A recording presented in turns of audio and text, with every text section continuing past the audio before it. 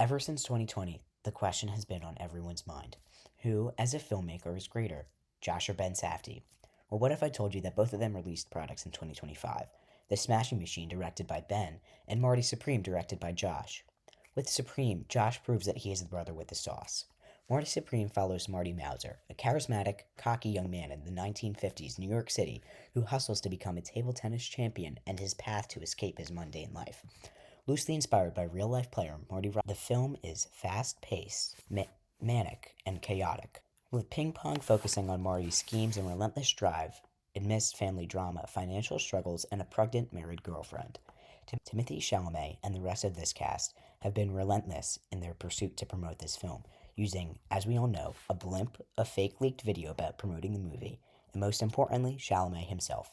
He has gone on record to talk about how he, similar to Marty Mauser, wants to pursue greatness in his own field, being movies, of course, and quite honestly, he has the performance here to back it up. In a lot of ways, this movie is what Chalamet has been looking for, an explosive role where he can truly show what he has to offer in the movie making industry. And he flexes this film to its full potential. I also think that it's him playing up his role in the way he has through the marketing of the film to get people to go to the movie. And hey, it's worth it. If this movie succeeds or not, hoping it will, Marty Mauser will certainly go down as one of his best roles. And not only that, but one of the best movies he has been in. Mauser is often worried about settling down, which represents his desire to not be mundane and live an extraordinary life.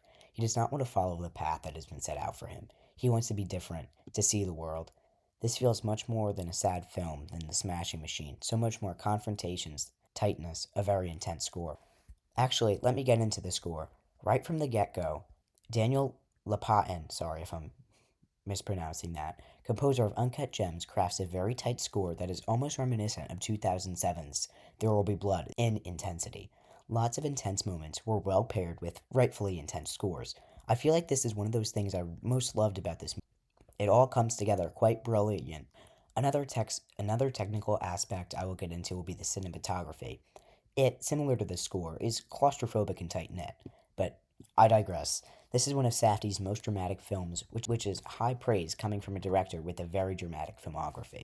This movie is stuffed with drama that will feed families. Every scene is tense and important, whether it be menial like the honey scene or embarrassing like the paddle scene. You know the one.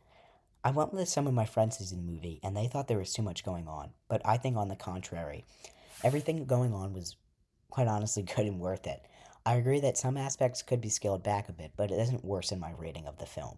I do feel as if the bloatedness is almost about to pop, and if any more were to be added to the film, it would be way too much. But in the end, it all works so well and blends together nicely that it isn't even worth mentioning. Now let's get into the real stuff, the character of Marty Mauser.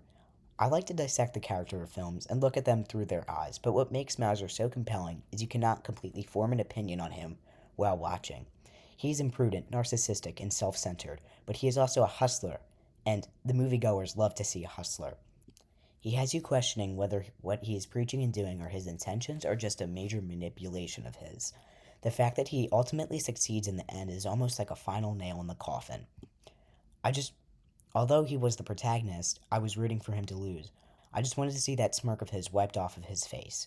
Mauser strives for greatness, something that is relatable in many people's eyes.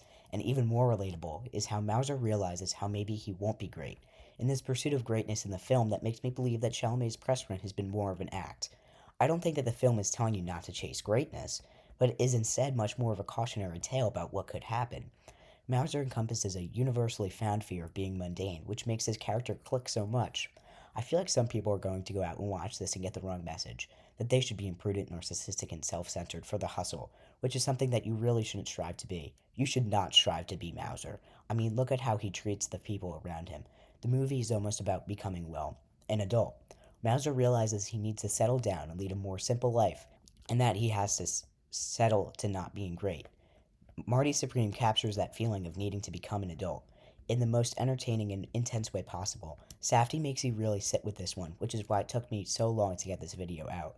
Marty Supreme is probably one of my favorite Safdie brothers films that I've seen so far. Overall, 9 out of 10. Go out and see it. It's one of the best of the year.